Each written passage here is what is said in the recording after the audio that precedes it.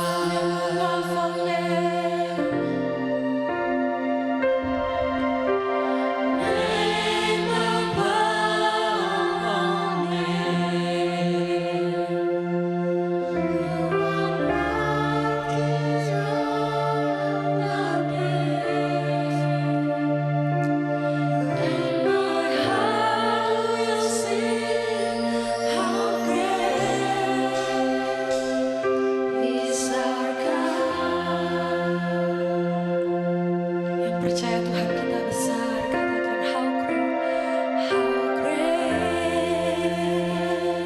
is our God.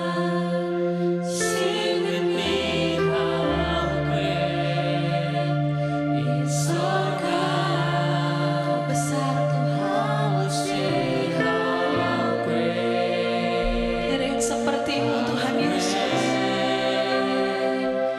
Is our God.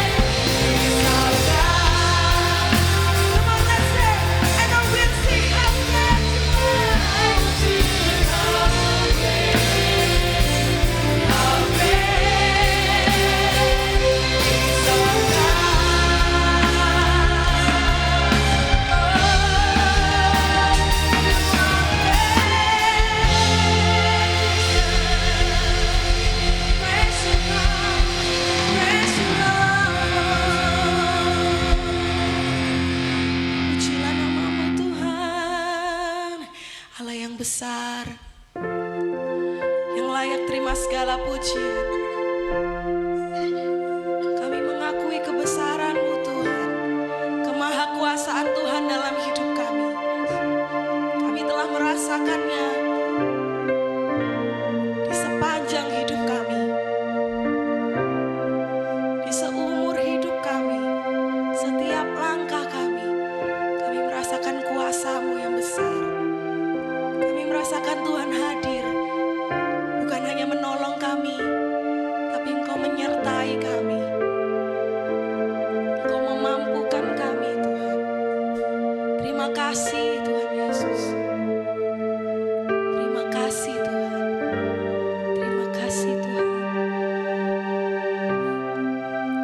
Terima kasih Tuhan. Cinta-Mu besar.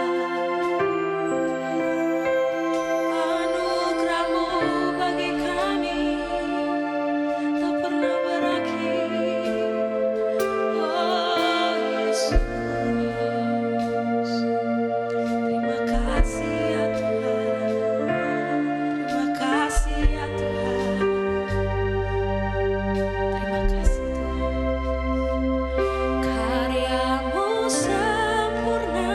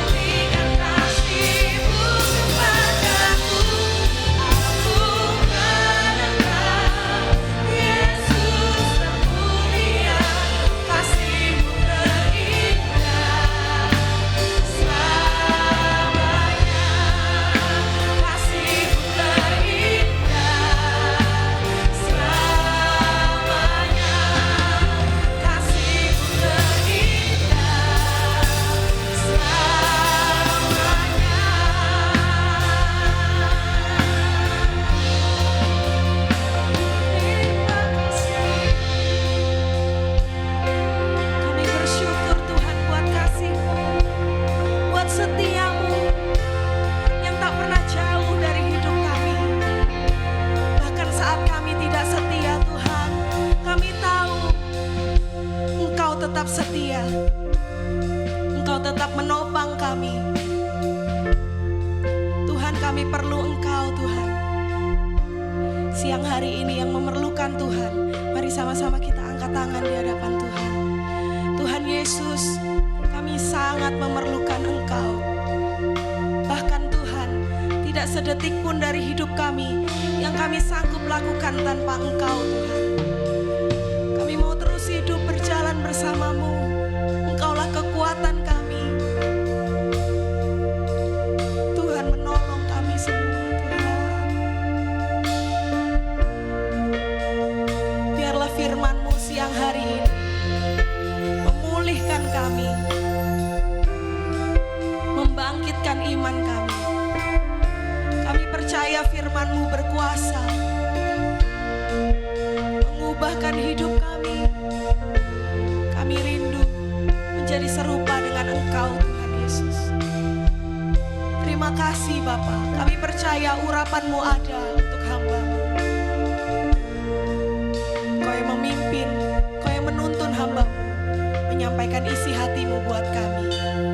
Terpujilah nama-Mu Tuhan. Dalam nama Tuhan Yesus Kristus, kami siap mendengar firman-Mu. Haleluya. Sama-sama katakan amin. Silakan duduk kembali.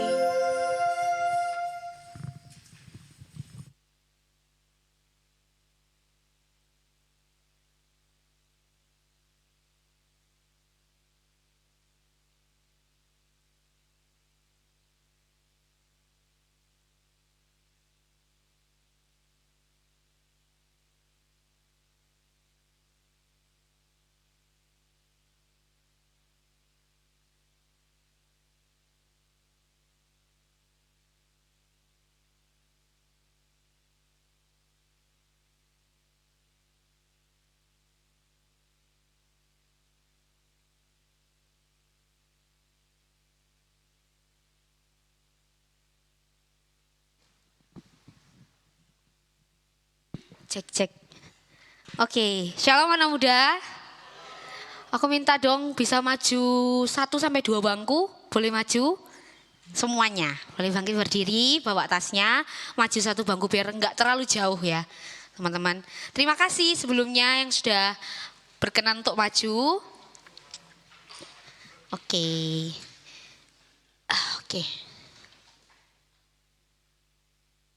Oke, boleh duduk. Oke, thank you. Boleh kasih salam kanan kiri muka belakang. Katakan Tuhan Yesus sangat mengasihi kamu. Tuhan Yesus sangat mengasihi kamu. Tuhan Yesus sangat mengasihi kamu. Oke, shalom teman-teman, sekali lagi shalom. Belum semuanya shalom. Saya coba nggak pakai mic ya. Shalom. Nah gitu ya baru ibadah anak-anak kaum muda. Oke, hari ini teman-teman saya mau sharing apa yang saya renungkan beberapa waktu ke belakang ya teman-teman ya. Ini ada hubungannya dengan, boleh ditampilkan judulnya? Jreng. Belum ya, jrengnya kurang mempan lagi ya. Oke, sama-sama baca judulnya sama-sama dengan aku ya. Katakan 1, 2, 3, memandang salib. 1, 2, 3, memandang salib. Oke, ada yang ingat seminggu lalu kita merayakan apa? Paskah dan Jumat Agung, bener ya? Paskah dan Jumat Agung. Salah dua dari beberapa hari besarnya orang Kristen, benar? Apa aja hari besar orang Kristen ini? Uji pengetahuan umum dulu. Natal, Paskah, Jumat Agung, ada lagi? Pentakosta, terus kenaikan Tuhan Yesus, apalagi Kores? Sudah, oke, Kores malu ya. Oke, sebelum aku masuk ke firman, aku mau undang beberapa orang untuk aku tanyain sesuatu. Aku mau undang, ini diacak ya. Gak usah lihat bawah, lihat bawah semakin tak tunjuk. Lihat atas saja, lihat atas ya. Oke, aku mau undang yang pertama, Yefta. Tepuk tangan dong buat Yefta. Dari sini Yefta, dari sini siapa ya? Yefta boleh maju? Thank you. Siapa ya? Sheila maju yang cantik. Sini Sheila. Oke, sini. Terus dari sini aku mau pilih satu orang. Intan. Sini. Oke, boleh di sebelah sini. Oke, kasih tepuk tangan dong buat teman-teman kita. Ya, sini dek. Jangan jauh-jauh ya, kita semuanya saudara dalam Tuhan. Oke, pertanyaannya gampang. Oke, gampang. Jadi teman-teman bisa jawab aja pertanyaannya ya. Makna Jumat Agung dan Paskah menurut kalian. Oke, jawabannya kalau bisa nggak boleh sama, kalau bisa. Oke, yang sudah tahu jawabannya boleh angkat tangan. Oke, tepuk tangan dong buat Intan.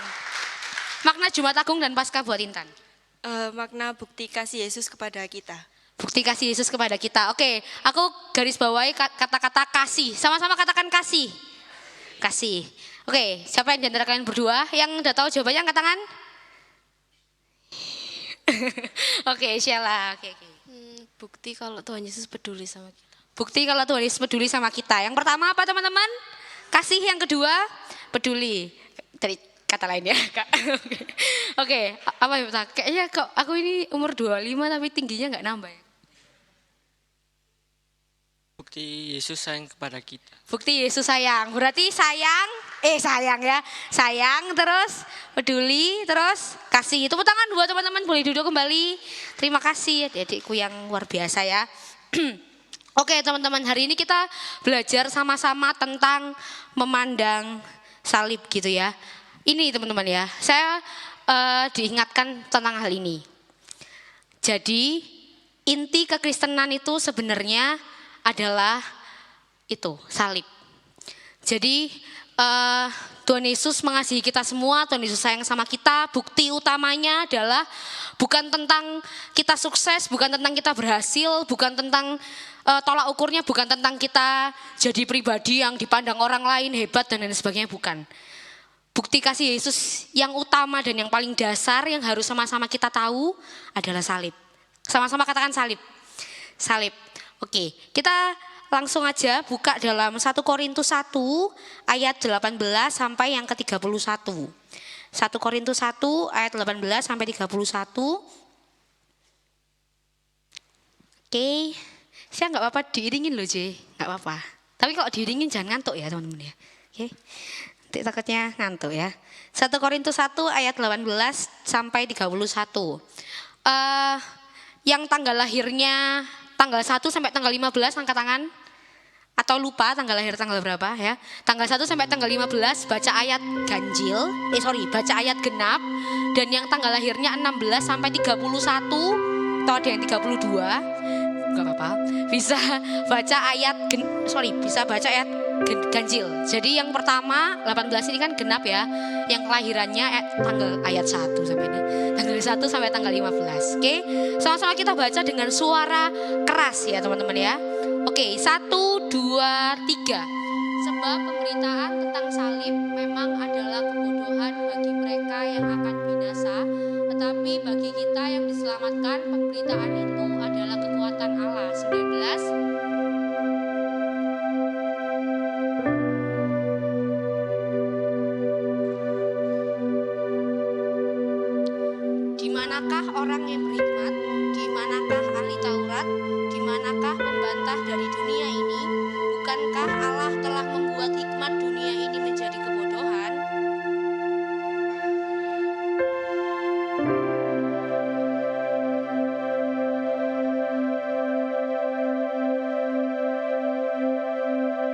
Orang-orang Yahudi menghendaki tanda dan orang-orang Yunani mencari hikmat.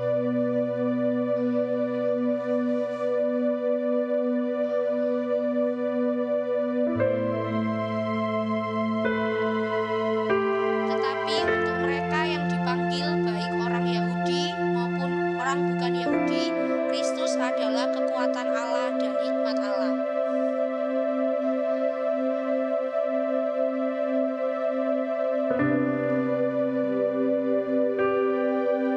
Ingat saja saudara-saudara, bagaimana keadaan kamu ketika kamu dipanggil. Menurut ukuran manusia, tidak banyak orang yang bijak, tidak banyak orang yang berpengaruh, tidak banyak orang yang terpandang.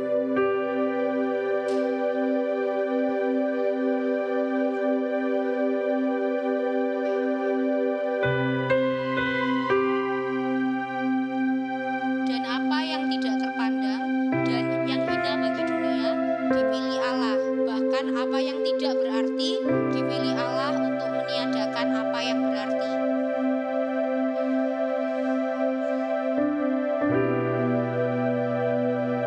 Tapi oleh Dia kamu berada dalam Kristus Yesus, yang oleh Allah telah menjadi hikmat bagi kita.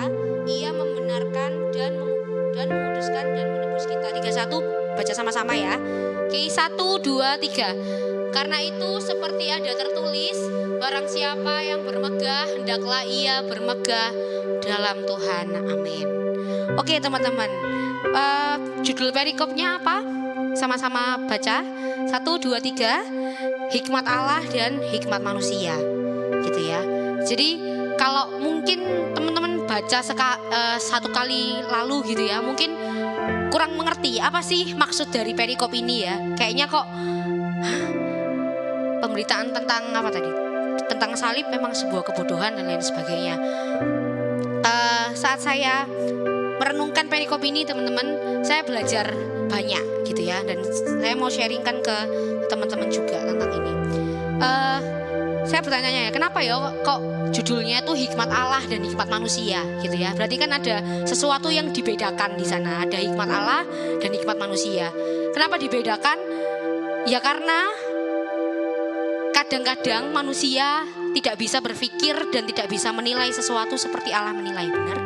That's why kita semua mungkin pernah dan pasti pernah salah mengambil keputusan, salah menilai keadaan, salah menilai orang dan lain sebagainya. Nah hari ini sama-sama kita belajar tentang bagaimana sih harusnya kita ini sebagai umat manusia yang diselamatkan oleh Tuhan itu melihat karya salib, teman-teman. Ini inti kekristenan ya, yang kita semua anak muda di sini harus sama-sama tahu. Oke. Ya, arti dari hikmat saya nulis di sini ya teman-teman ya. Saya baca dari KBBI. Ada yang tahu KBBI itu apa? Kamus Besar Bahasa Indonesia. Siapa yang pernah punya Kamus Besar Bahasa Indonesia? Di perpus biasanya ya, ada di perpus sekolah. Oke, arti hikmat itu suatu pengertian dan pemahaman yang dalam mengenai orang atau kejadian atau situasi lah, yang menghasilkan kita kemampuan untuk menilai sesuatu atau melakukan sesuatu. Jadi secara singkat, hikmat itu bukan tentang bukan tentang seberapa pinter, seberapa cerdas, seberapa tinggi IQ kita, tapi hikmat itu tentang bagaimana kita melihat dan bagaimana kita memutuskan sesuatu. That's why beda ya. Maksudnya orang yang secara IQ mungkin IQ-nya wes IQ itu jenius ya. IQ secara IQ jenius mungkin di atas 130 mungkin atau 135 ya. Saya kayaknya 121 waktu SMP ya. Nah, mungkin di atas itu gitu ya. Tapi belum tentu teman-teman ketika dia menjalani kehidupan, ketika si istilahnya orang ini ya yang secara IQ jenius, secara IQ sangat cerdas, dia ketika menjalani kehidupan dia bisa melihat dengan kacamata yang benar. Dia bisa menilai sesuatu yang terjadi dalam hidupnya dengan cara yang benar. Belum tentu. That's why kan kita mungkin ada di sekolah yang pernah ketemu teman yang itu pinter kak, tapi gak isa secara sikap itu kayaknya kok gak oke ya gitu. Maksudnya caranya dia memandang sesuatu, dia juga untuk ngajarin orang. Maksudnya kalau orang pinter kan biasanya diminta temennya, tolong ajarin aku gitu ya. Bukan tolong kerjain PR-ku ya, bukan ya. Tolong ajarin aku dong caranya gimana. Nah saya juga punya teman di kampus, pinter ya saudara. Tapi kalau disuruh ngajarin kita yang mohon maaf kurang terlalu ini ya saudara, tapi kayak agak sulit gitu ya. Jadi dia bisa, tapi dia agak kesulitan ya. Itu hal-hal yang kayak aku mikir kok bisa ya. Terus juga ada juga orang-orang yang secara misalkan bos-bos di kantor ya, atau mungkin ya orang-orang yang punya kuasa dan lain sebagainya gitu ya. Mungkin secara pemikiran tentang mengolah sesuatu mungkin pintar, tapi secara attitude, secara lain sebagainya mungkin kayaknya kok gitu ya, kok seperti itu gitu. Nah, itu yang menjelaskan hal itu teman-teman. Jadi cara kita memandang sesuatu dan cara kita memutuskan sesuatu itu yang disebut hikmat. Makanya Firman sering bilang ya, kalau hikmat itu datangnya dari Tuhan, teman-teman. Itu tergantung seberapa besar saya dan teman-teman mengandalkan Tuhan, mencintai firman, merenungkan firman. Dan itu juga, sebesar itu juga hikmat itu terus memenuhi setiap kita gitu ya. Nah, ini satu yang menarik teman-teman ya. Sebelum saya masuk ke sini, ke ayat per ayat, saya mau kasih tahu teman-teman beberapa fakta-fakta sejarah tentang zaman itu gitu ya. Kalau kita tahu mungkin sekedar salib, Tuhan Yesus jalan dari mana? Dari mana ya Tuhan Yesus jalan? Dari pengadilan terus dia ke bukit Golgota, dia disalib. Ya. Ini yang harus teman-teman tahu. Zaman itu teman-teman, salib itu saya cari tahu ya. Jadi salib itu adalah lambang hukuman seseorang yang dikutuk. Ya, seseorang yang dikutuk karena pelanggaran akan hukum Allah, akan hukum pemerintah dan lain sebagainya. Jadi salib itu sebuah bentuk hukuman yang paling aib lah pokoknya, yang paling tidak yang paling hina, bener manis, yang paling hina. Jadi kalau orang disalib itu kan dia, bahkan di salah satu tulisan di buku saya pernah baca, orang disalib itu tuh sampai dia wes gak punya status apa-apa. Karena kenapa? Karena dia kan salib itu kan kayak dia digantung gitu ya, digantung terus dia berada di antara bumi dan langit. Jadi ibaratnya kalau zaman itu dikatakan orang disalib itu sampai sama bumi aja ditolak, sama langit aja ditolak. Saking puarai apa yang dia lakukan. Dan itu Yesus melakukan. Dan itu Yesus mengambil bagian itu. Dia rela mengorbankan semuanya ya. Maksudnya secara luar biasa itu dia Yesus, dia Tuhan, tapi ketika dia disalib dia 100% manusia. Dia juga merasakan sakit, dia merasakan lapar, dia merasakan haus, dia merasakan hatinya sakit juga, merasakan. Dan dia tetap memilih untuk menjalani hukuman itu, teman-teman. Untuk siapa? Ya untuk kita semua. Saya, teman-teman semua di tempat ini. Kalau di bangsa itu ya teman-teman ya, dikatakan orang-orang yang disalib itu orang-orang yang memberontak, orang-orang yang membunuh, orang-orang yang menimbulkan perpecahan yang sampai pertumpahan darah dan lain sebagainya. Sekarang jadi Yesus zaman itu dianggap dia kenapa layak dihukum karena dia mengaku dia adalah Mesias. Dia dianggap sama orang-orang zaman itu ya, dia dianggap seorang penista, seorang yang memberontak, seorang yang menghujat Tuhan, sebagainya. Oke. Nah, saya baca juga ya teman-teman ya. Saya sempat baca juga ada salah satu penelitian gitu ya tentang bagaimana sih rasa sakitnya orang disalib. Jadi di tahun 1960 itu saya pernah baca ada satu penelitian gitu ya yang mencoba, ada beberapa pemuda dengan usia yang hampir sama seperti Yesus, 30 sampai 33,5 tahun. Dia di trial, dicoba untuk digantung. Walaupun tidak di ini ya, enggak dicambuk, enggak dia cuma digantung dengan kondisi yang sehat. Ada kurang lebih 15 sampai 20 orang. Dan dikatakan bahwa 6 menit dari proses itu saja si orang ini yang dalam keadaan sehat ya, dalam keadaan kita ini sehat, nggak habis dicambuk, nggak habis dikasih mahkota duri dan lain sebagainya, dia ketika disalib 6 menit aja dia udah kesulitan bernafas. Dia sudah sudah kehilangan kemampuan untuk kontrol dan lain sebagainya gitu ya. Terus detak jantungnya meningkat 2 kali lipat Ya orang kalau teman-teman bingung rasanya orang yang detak jantungnya meningkat, mungkin kalau teman-teman habis lari banter itu kan, nah itu kayak sesek kan. Kalau ada yang pernah mengalami dan ada yang pernah lari ya. Terus tekanan darahnya menurun drastis 6 menit pertama teman-teman. Dan dia bukan disalib dengan keadaan yang seperti Yesus sama itu, enggak. Dan setelah 30 menit dia sudah mulai kehilangan kesadaran. Dan karena dia sudah mulai kehilangan kesadaran, sudah dihentikan dan tidak dilanjutkan. Sedangkan di Alkitab dikatakan Yesus mati setelah 3 jam ya. Setelah 3 jam. Jadi hal ini saya mau kasih tahu kita semua gitu ya. Hal ini yang mengajar saya juga bahwa gini, kadang kita itu cuma ingat Jumat Agung sama Paskah itu cuma long holiday. Cuma narek Jumat, Sabtune libur, Minggune libur. Mari gereja kok tak ngene. Tapi kita kadang-kadang, saya pun kadang-kadang lupa kalau misalkan Jumat Agung dan Paskah itu sebenarnya seharusnya itu kita apa sih yang kita bisa ingat kembali, apa sih yang kita bisa renungkan kembali. Kayak gitu teman-teman ya. Oke, lanjut ya. Terus kita masuk ke firman ya teman-teman ya.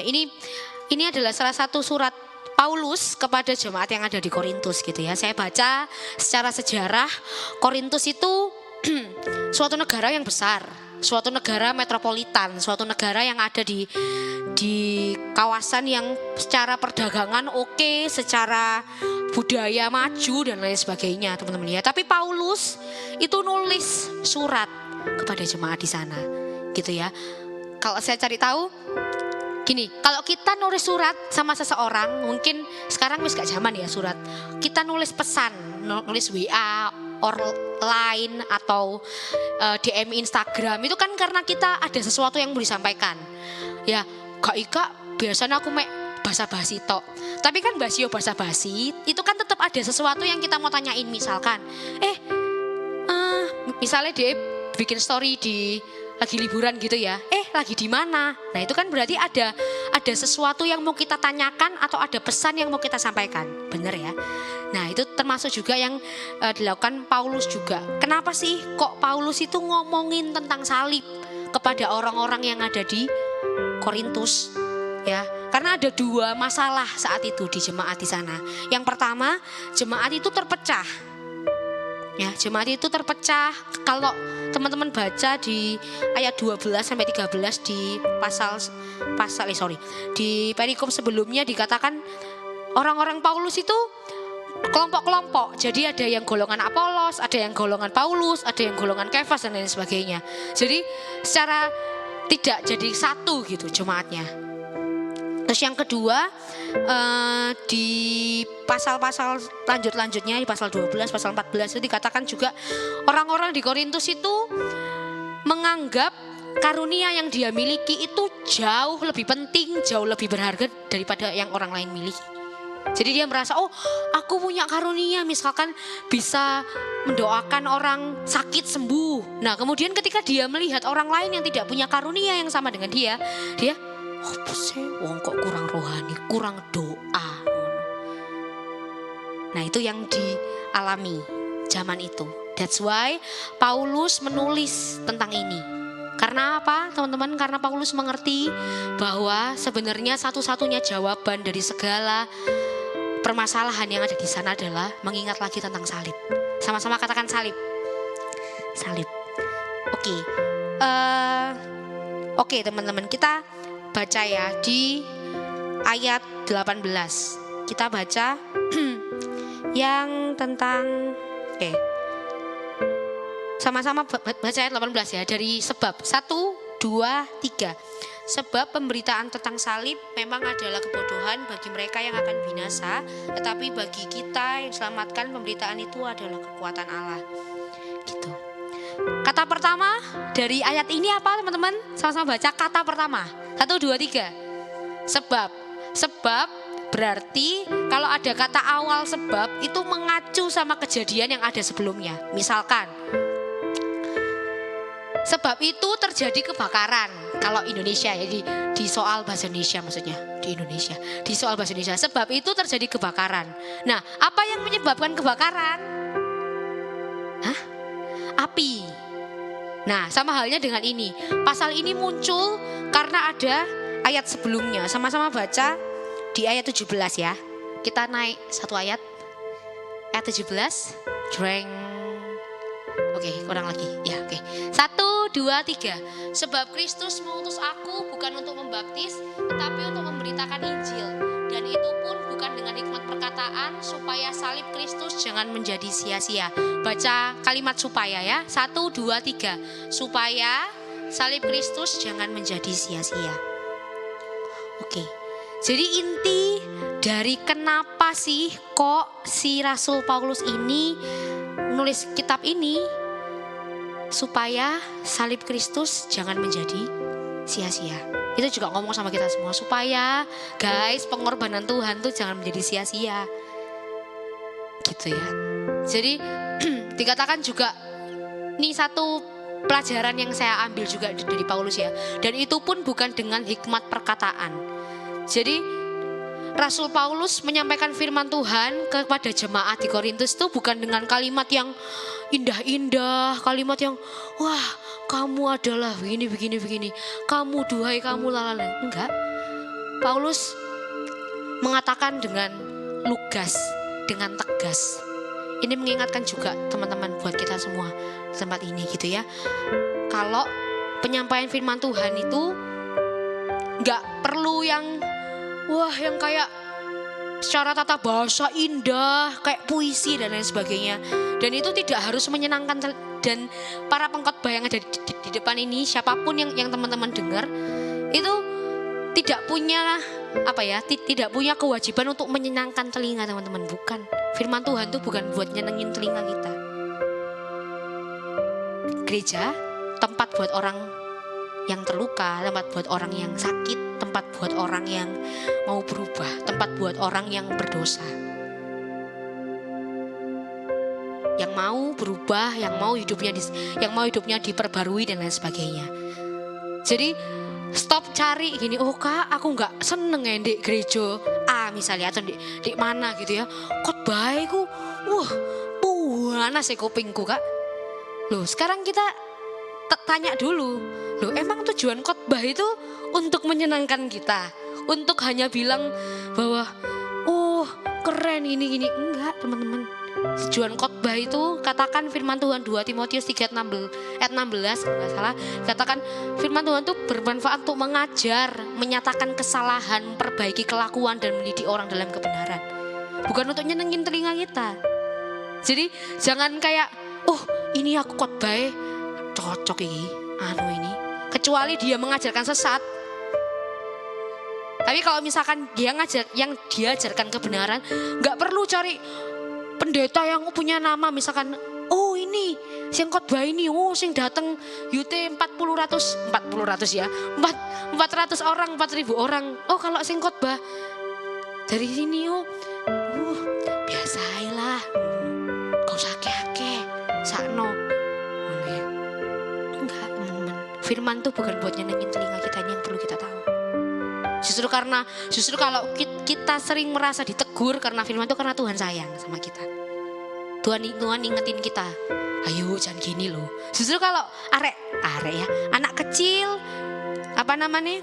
dijar-jarno ambek mama ya mungkin kalau parenting Indonesia kan gitu ya, parenting Indonesia kan terus gitu ya. Nah sebenarnya kan harusnya kan itu bukan terus ya, kayak itu sebagai larangan sebenarnya kan. Cuma kan kita kan biasanya kalau misalkan jangan disentuh ya, tambah kita sentuh. Misalkan jangan lewat situ, tambah lewat situ ya. Nah itu naluri mungkin ya saya dan teman-teman mungkin sama kayak gitu teman-teman. Oke, terus selanjutnya kita belajar intinya ya. Ini inti dari apa yang saya mau sampaikan pada siang hari ini. Bentar, saya buka contekan dulu ya teman-teman. Oke, ini fokus di ayat 21 sampai yang ke 25. 21 sampai yang ke 25 ya. Saya nggak bahas secara detail semuanya karena akan sangat panjang. Di ayat 20 sampai 25 itu ada secara nggak langsung Paulus itu membedakan ada 3 pandangan tentang salib. Yang hari ini saya mau share ke teman-teman dan kita sama-sama koreksi. Kita termasuk pandangan yang A, B, atau C. Pandangan A yang pertama, pandangan orang-orang Yahudi tentang salib. Ya, kok maksud aku pandangannya sama kayak orang Yahudi? Nanti tunggu dulu, kita nilai sama-sama ya dari diri kita seperti apa. Terus yang kedua pandangan orang Yunani dan yang ketiga pandangan orang percaya yang diselamatkan. Kalau dari 3 tadi A, B, C, teman-teman harapannya teman-teman yang pandangan yang mana? Orang Yahudi, orang Yunani dan orang percaya yang diselamatkan. Yang A, B atau C? C kan ya. Yang merasa dirinya pandangannya benar tentang salib dan merasa dia orang yang diselamatkan sama-sama angkat tangan. Loh, angkat tangan aja dulu nggak apa-apa. Kan ini cuma boleh angkat tangan yang tinggi. Oke, thank you. Oke, teman-teman, sama-sama kita belajar satu persatu ya. Di ayat 22, sama-sama kita baca kata-kata orang sampai tanda. Oke, sama-sama baca yang keras ya. 1, 2, 3. Orang-orang Yahudi menghendaki tanda. 1, 2, 3. Orang-orang Yahudi menghendaki tanda. Oke. Jadi ini istilahnya kita belajar singkat juga dari sejarah ya teman-teman ya. Kalau yang suka sejarah angkat tangan. Saya suka sejarah. Gak ada yang suka? Vanto suka sejarah. Sejarah apa Vanto? Sejarah Indonesia. Wah, keren ya. Oke. Orang Yahudi menghendaki tanda. Ayat 23. Sama-sama kita baca bagian dari tetapi sampai sandungan, sampai batu sandungan ya. Sama-sama baca 1, 2, 3. Tetapi kami memberitakan Kristus yang disalibkan untuk orang-orang Yahudi suatu batu sandungan. Oke. Jadi gini teman-teman ya, Paulus tuh mau ngomong sama orang-orang Yahudi kalau orang-orang Yahudi ini kan ibaratnya mereka kan masih nunggu Mesias ya, masih nunggu penyelamat itu. Nah, kenapa sih kok mereka nggak percaya sama Yesus adalah juru selamat? Kenapa sih mereka nggak percaya sama Yesus adalah juru selamat, terus adalah Tuhan gitu ya? Kenapa? Karena mereka pengennya ada tandanya, mereka pengennya ada sesuatu yang terjadi yang mereka selama ini sudah susun, yang bisa diceklis. Oh, misalnya ya, saya tulis di sini ekspektasinya orang-orang Yahudi ya tentang Mesias itu kayak gimana sih sebenarnya? Mesias itu gak boleh menderita.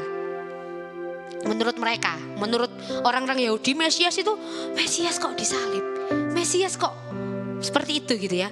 Mesias gak boleh menderita, Mesias haruslah seorang raja yang perkasa. Mereka anggapannya Mesias tuh harus lahir dari keturunan yang keturunan bangsawan yang secara ini gagah perkasa, yang punya kuasa duduk di tahta gitu ya. Itu. Terus yang ketiga, semua orang Yahudi itu makanya kalau teman-teman baca ya di Injil itu dikatakan orang Yahudi itu minta tandanya itu entah kasih mujizat kah atau kasih apa kah atau kau bikin apa tah gitu. Dan Mesias dalam angan-angan mereka intinya ini ya, membebaskan Israel dari perbudakan dan memerintah. Jadi nanti jadi bayangannya mereka itu akan ada kerajaan yang sama kayak dulu itu, terus habis itu nanti Mesias itu akan jadi raja di situ gitu. Tapi apa yang dilakukan sama Yesus? Dia lahir di mana? Di kandang domba, benar? Dia lahir di kandang domba. Dia juga anak seorang tukang kayu. Ya, dia bukan lahir di keluarga bangsawan, enggak. Itu teman-teman. Ya. Jadi orang-orang Yahudi berpikir seperti ini. Bagaimana dia bisa menyelamatkan kita? Orang dia aja nggak bisa nyelamatin diri sendiri. Bagaimana dia bisa bikin kita bebas dari semuanya? Dia aja nggak bisa membebaskan dirinya dari salib. Nah, ini pelajaran yang saya dapat dari belajar dari orang Yahudi ya. Maksudnya dalam artian seperti ini. Apakah kita itu menganggap dia Tuhan ketika dia bisa melakukan sesuatu dalam hidup kita? Apakah kita baru menganggap dia Tuhan kalau checklist yang kita sudah susun selama ini tuh ke checklist satu-satu? Iya, Tuhan, aku wis gini loh Tuhan, aku wis suara kayak gini loh. Masa Tuhan kayak gitu wis gak Tuhan-Tuhanan, gak gereja-gerejoan. Jadi kita baru melihat, oh iya Tuhan tuh, iya dia tuh Tuhan. Soalnya nunggu kita wis ditolong, jawaban doa kita wis ada. Oh teman-teman percaya dan mempercayai dia saat kondisi sulit itu gak gampang. Bener ya, saat kondisi itu lagi berantakan, saat hatimu lagi gak oke, saat kondisi di sekitarmu sangat tidak sesuai sama apa yang kamu bayangkan dan kamu berkata Tuhan Yesus baik, bukan hanya dari mulut ya, dari hatimu kamu mengatakan dia baik, gak mudah teman-teman, gak gampang. Saat semuanya sudah kamu susun sedemikian rupa dan tiba-tiba dari yang jalan lurus tiba-tiba jalan itu rusak, gak karu-karuan ya, sampai ibaratnya kalau aku gitu ya, kalau aku sampai wis jatuh delosor loh Tuhan. Tapi titik di mana kita menyadari bahwa Tuhan itu tidak pernah meninggalkan kita adalah ketika kita kalau yang saya alami ya, kalau dalam titik terendah dalam hidup kita tetap melihat oh Tuhan ada di sana. Meskipun kita lagi dalam kondisi yang sangat amat gak oke, ataupun mungkin kita yang menjauh lah dari Tuhan, atau mungkin kita yang merasa oh aku secara pelayanan oke kok Kak, secara ini oke kok. Tapi siapa yang tahu? Hati cuma kita yang tahu, dan Tuhan yang bisa nilai hati kita. Benar? Jadi Tuhan itu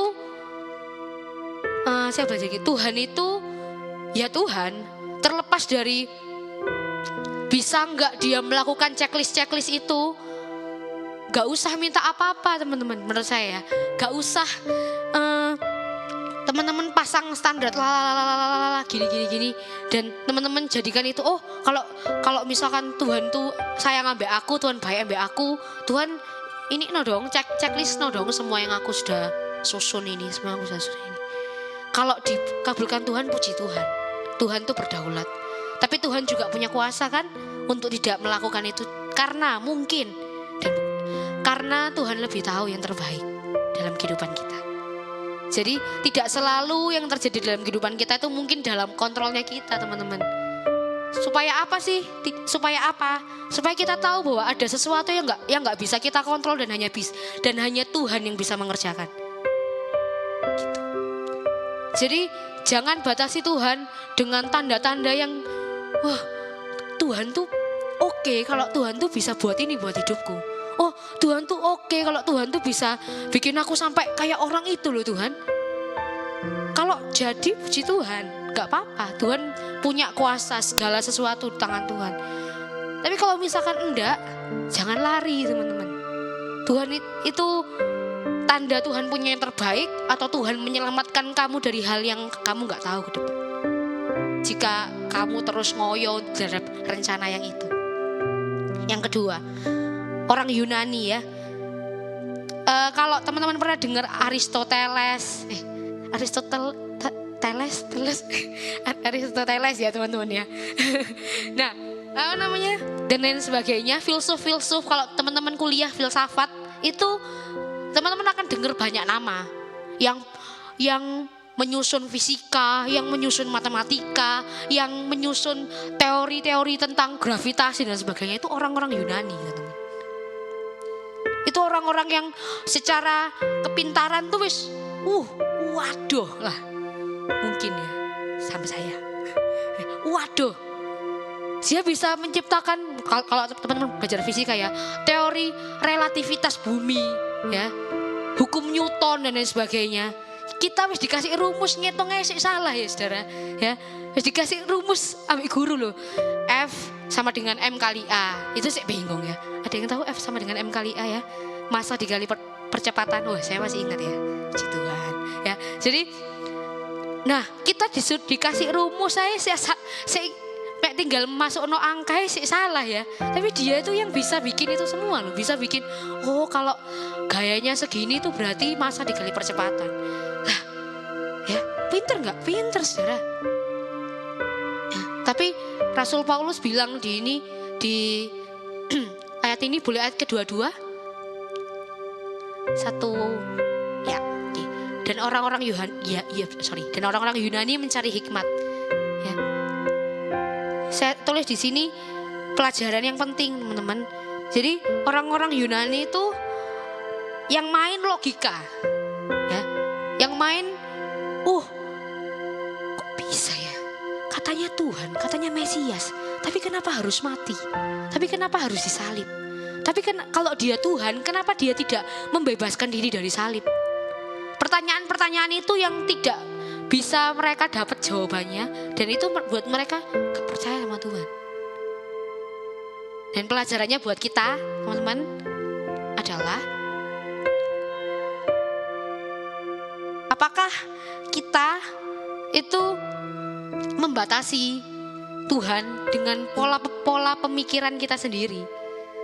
Jadi kita gini, Tuhan, aku tuh wis pernah melewati masalah ini ya. Caranya itu gini loh. Berhasil aku Tuhan, berhasil. Nah ketika aku ngalami ini lagi, caranya ya Tuhan ya, ben aku wis gak ate, bingung lah. Tapi kadang-kadang enggak teman-teman. Tuhan tuh bisa pakai cara lain, Tuhan tuh bisa pakai orang lain mungkin untuk nolong kita gitu ya. Jangan batasi Tuhan dengan pikiran kita yang dikatakan di pelajaran biologi ya teman-teman ya. Manusia itu cuma pakai 1/sekian% dari kapasitas otaknya. Kalau teman-teman pernah lihat suka film-film yang science fiction itu yang tentang pengetahuan tuh ada eksperimen yang membuat manusia ini bisa menggunakan 100% dari kapasitas otak 100% dan dibuktikan bahwa manusia tidak bisa mengendalikan itu, manusia tidak bisa mengendalikan diri sendiri. That's why Tuhan tahu porsi yang tepat buat kita. Seberapa besar kita bisa menggunakan ini yang Tuhan kasih, hikmat ini, pikiran ini. Dan hikmat Tuhan yang Tuhan sudah kasih ini jangan buat kita jadi batasan. Oh iya ya, kalau misalnya kayak gini ya apa Tuhan. Jadi stop menjadikan kita Tuhan atas diri kita sendiri teman-teman. Kita bukan Tuhan gitu.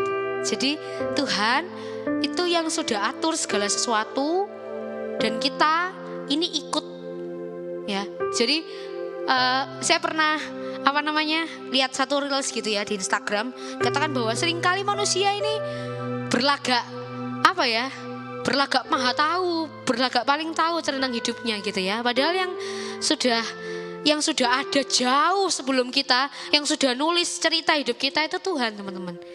Yang kita melakukan semaksimal mungkin sesuai dengan apa yang Tuhan mau.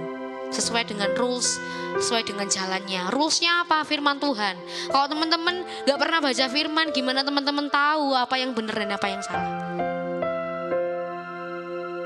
Seleksinya dari firman teman-teman. Terlalu banyak kebenaran yang ada di internet ya. Orang-orang pengkhotbah yang mungkin teman-teman sering like, yang mungkin teman-teman sering ini koreksi teman-teman. Koreksi apa yang dia sampaikan. Nah gimana caranya kita mengkoreksi kalau kita gak pernah baca ya. Jadi ini saya pernah ingat Patrick waktu itu pernah sharing, saya lupa di media atau di mana, dia bilang contoh gini ya, ada satu reels gitu kan, ada satu reels intinya gini, kamu harus balas orang sesuai apa yang dia lakukan sama kamu ya. Misalkan nih ada misalkan aku gini ya, misalnya Jotam jahat sampai aku, ya berarti aku ini harus jahat juga sampai Jotam. Maksudnya Jotam itu deserve apa yang dia lakukan sama aku. Nah jadi pengertian kayak gitu, kalau kita nggak tahu yang benar ya apa, mungkin secara kekristenan kan nggak kayak gitu kan teman-teman. Basio orang jahat sama aku kayak gimana, tapi yang kamu lakukan tetap tetap mengampuni, tetap melakukan yang benar. Nah kalau kita nggak selidiki ini isi firman, kita nggak bisa bedain mana sih orang-orang yang kontennya terkesan baik, tapi itu bukan firman teman-teman sebenarnya. Gitu. Terus kita langsung ke poin yang ketiga ya. Kita buka di ayat 24. Oke, sama-sama baca ya teman-teman ya. 1, 2, 3. Tetapi untuk mereka yang dipanggil, baik orang Yahudi maupun orang bukan Yahudi, Kristus adalah kekuatan Allah dan hikmat Allah. Oke, ini kategori yang ketiga. Dan saya harap kita semua itu orang-orang yang hitungan seperti ini. Apa? Orang-orang yang bukan hanya melihat dan berkata dia Tuhan ketika kita melihat tanda, mujizat atau checklist yang terpenuhi, dan kita juga bukan orang yang membatasi kerja Tuhan dengan pemikiran kita yang terbatas, tapi kita adalah melihat Kristus adalah kekuatan Allah dan hikmat Allah. Jadi kita memandang Tuhan dengan cara yang benar, teman-teman. Ya. Kita tuh satu kalimat yang saya juga tulis ya di sini. Tanpa dia melakukan tanda dan tanpa dia melakukan checklist kehidupan kita itu sebenarnya basicnya cuma satu. Kita hanya cukup menyadari bahwa kasih Tuhan buat kita itu sudah jadi jawaban buat semuanya. Kalau Tuhan mengizinkan kita mengalami checklist yang terpenuhi, puji Tuhan. Tapi kalaupun enggak, bisakah kita tetap berkata bahwa dia Tuhan, dia baik, dia menyertai aku gitu ya. Meskipun orang-orang di sekitarku meninggalkanku, meskipun keadaan tidak sesuai dengan apa yang aku bayangkan, tapi apakah kita tetap bisa berkata kayak gitu teman-teman? Ya mungkin kayaknya kok suara banget ya. Nanti ketika teman-teman pasti ada pernah di satu titik di mana teman-teman menyadari bahwa tidak ada pribadi lain yang bisa mengerti saudara selain pada Tuhan. Tidak ada pribadi yang bisa membela, tidak ada pribadi yang bisa menguatkan saudara selain Tuhan, menguatkan kita semua selain Tuhan. Dan penting teman-teman prepare ini, nyiapin bekal, bontot ya, bontot. Kalau teman-teman lagi di medan perang, teman-teman gak bontot dan di sana gak ada orang jualan, gak ada orang danusan ya, lek kuliah ya. Ya opo teman-teman. Nah, saya harap hal ini juga jadi bontotnya teman-teman. Nanti ketika sesuatu yang terjadi dalam kehidupan teman yang di luar pikirannya teman-teman cuma ingat satu, salib. Tuhan tuh sayang sama teman-teman. Kesuksesan, pekerjaan, apapun lah yang Tuhan percayakan sama kita. Itu apa ya? Saya bilang, saya belajar dari itu bonus yang Tuhan percayakan, teman-teman. Tapi yang paling penting adalah kita mengerti Tuhan mengasihi kita itu kekuatan yang sangat besar. Kekuatan yang sangat besar. Dan itu harus teman-teman bawa sampai teman-teman tua. Sampai teman-teman dipanggil Tuhan. Ya belum tentu orang tua, belum tentu orang dipanggil Tuhan nunggu tua gitu ya. Gitu. Jadi teman-teman harus ingat ini. Tuhan, terima kasih buat kasihnya Tuhan. Ya. Di poin yang terakhir ya, poin yang paling terakhir. Di ayat 26 boleh ditampilkan aja. Ya. Jadi ini tuh perkataan Rasul Paulus sama orang-orang di sana ya. Jadi kayak ingat saja saudara-saudara, bagaimana keadaan kamu saat kamu dipanggil. Dipanggil dalam artian kita dipanggil untuk percaya ya sama Tuhan. Menurut ukuran manusia itu dari kamu ini loh, gak ada orang yang bijak, gak ada orang yang berpengaruh, gak banyak orang yang terpandang dari kamu ini loh. Tapi kamu tetap dipanggil. Jadi Tuhan itu sayang sama kita itu tidak tergantung sama background kita di belakang, teman-teman. Enggak. Jangan excuse dengan, oh ya kak aku tuh orangnya tuh kayak gini soalnya aku tuh dari kayak gini loh kak, dulu itu aku kayak gini. Enggak teman-teman. Di Dikatakan juga di ayat lain, oleh karena engkau berharga di mataku. Tuhan tuh sayang sama saya, Tuhan sayang sama teman-teman semua. Jadi apapun nanti ataupun hari-hari ini yang sedang teman-teman alami, jangan pernah lupa kasih Tuhan. Itu kekuatan dari Tuhan yang harus teman-teman bawa. Kasih Tuhan, sama-sama katakan kasih Tuhan. Kasih Tuhan ya. Kalau saya tadi cerita tentang salib dan lain sebagainya gitu ya, saya harap kita semua bisa mengerti ya apa yang sudah Tuhan Yesus alami 2000 tahun yang lalu. Dan dia tetap mau lakukan karena besar kasihnya buat saya dan teman-teman. Dan apa yang seharusnya kita lakukan hari-hari ini. Ya. Kayak gitu teman-teman ya. Saya nulis 3 kesimpulan ya di sini. Yang pertama, kacamata dan standar yang harus kita gunakan adalah perkenanan Tuhan ya. Terus yang kedua, menyadari yang paling penting dalam kekristenan dan dalam hidup kita itu adalah besarnya kasih Tuhan kepada kita. Supaya yang ketiga, saat kita mau bermegah, kita cuma bisa bermegah dalam Kristus teman-teman. Jadi saya harap firman Tuhan hari ini bisa sama-sama kita belajar ya. Saya juga di tempat ini juga banyak belajar teman-teman. Ya saya bersyukur ya, maksudnya Tuhan mengizinkan saya ketemu sama teman-teman. Jadi saya punya banyak kekuatan yang baru dari kehadiran teman-teman semua di tempat ini. Ya jangan menyerah ya teman-teman, meskipun kondisi sulit, kondisi sukar, orang-orang nggak tahu apa yang kamu alami dan kamu lagi dalam kondisi yang berantakan lah. Satu, berlutut berdoa cari Tuhan. Tuhan akan kasih kekuatan yang tidak pernah bisa kamu dapatkan dari manapun. Ya, jadi tetap setia sampai akhir ya. Apapun yang terjadi ke depan, teman-teman diiming-imingi model kayak gimana, ingat kasih Tuhan lewat salib. Jangan meninggalkan dia karena pasangan hidup, jangan meninggalkan dia karena tuntutan pekerjaan, jangan meninggalkan dia karena hal lain-lain. Jangan teman-teman. Tidak sebanding dengan kasih Tuhan. Kita di dunia ini, kalau kata Pak Gembala ya, mau mampir ngombe. Sebentar, sit. Misalnya waktu nih berangkat.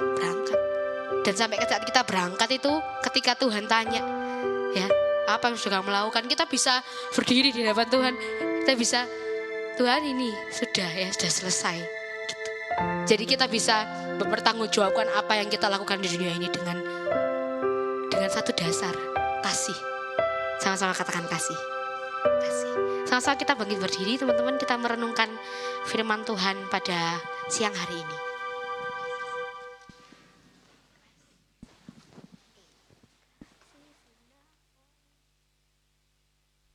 Kita sama-sama pujikan Christ is enough for me ya. Terima kasih Tuhan, terima kasih buat penyertaan-Mu yang sempurna dalam kehidupan kami. Kami percaya keadaan kami hari ini tidak pernah lepas dari pandangan Tuhan. Tuhan yang paling mengerti siapa kami Tuhan. Dan kami tahu dalam lembah kekelaman Tuhan tidak pernah meninggalkan kami. Terima kasih. Terima kasih. Biar kami mengatakan bahwa punya Tuhan itu cukup bagi kami Tuhan. Terima kasih. Sama-sama katakan pujian ini, Christ is enough for me. Dari hatimu sama-sama katakan. Christ is enough for me.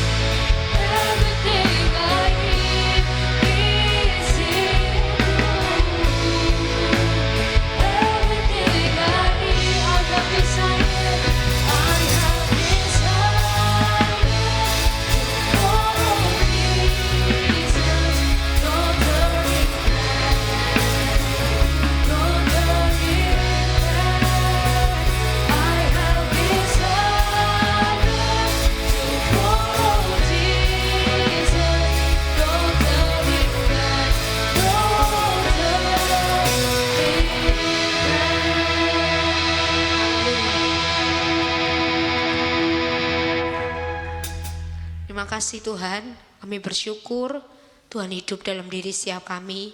Tuhan tidak pernah meninggalkan kami. Terima kasih Yesus, terima kasih buat kasih-Mu yang nyata lewat pengorbanan-Mu di atas kayu salib Tuhan. Menebus setiap kami, orang-orang yang dikasihi Tuhan. Terima kasih Tuhan mengampuni kami Tuhan. Terima kasih buat kasih-Mu yang besar. Terima kasih, biarlah firman ini bisa menjadi kekuatan buat kami, bisa menjadi teguran buat kami Tuhan. Apapun yang terjadi dalam kehidupan kami hari-hari ini, kami mau berkata bahwa Tuhan itu baik dalam hidup kami. Tuhan merancangkan segala sesuatu yang luar biasa, yang tidak pernah kami pikirkan Tuhan. Kami percaya Tuhan yang tahu yang terbaik buat kami. Terima kasih Tuhan Yesus, terima kasih. Terima kasih Tuhan, terima kasih. Biarlah ibadah kami Tuhan pada siang hari ini, kami terus boleh menyenangkan Tuhan. Lewat kehidupan kami, pujian yang kami nyanyikan Tuhan, semuanya boleh kami hidupi. Terima kasih Tuhan, terima kasih. Tuhan memberkati setiap kami yang sudah hadir pada siang hari ini Tuhan.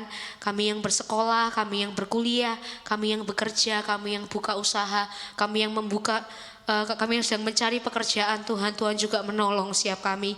Kami percaya Tuhan, hikmat-Mu terus memenuhi hidup kami. Kekuatan Tuhan yang memampukan kami berdiri sampai hari ini. Terima kasih Tuhan, terima kasih. Kami tahu apapun yang terjadi hari ini tidak pernah lepas dari pandangan Tuhan. Tuhan tidak pernah melepaskan tangan kami sedetik pun Tuhan. Terima kasih Tuhan, terima kasih.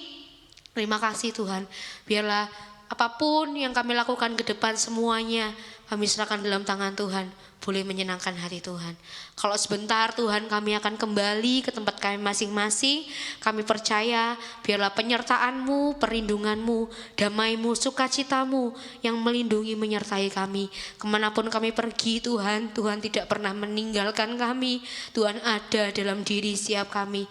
Terima kasih kami menjadi suratan yang terbuka buat banyak orang. Orang-orang melihat Yesus hidup dalam diri setiap kami. Di dalam nama Tuhan Yesus Kristus kami sudah berdoa mengucap syukur kepadamu Tuhan. Haleluya. Amin. Oke, saya kembalikan ke WL untuk persembahan. Kita akan memberikan persembahan.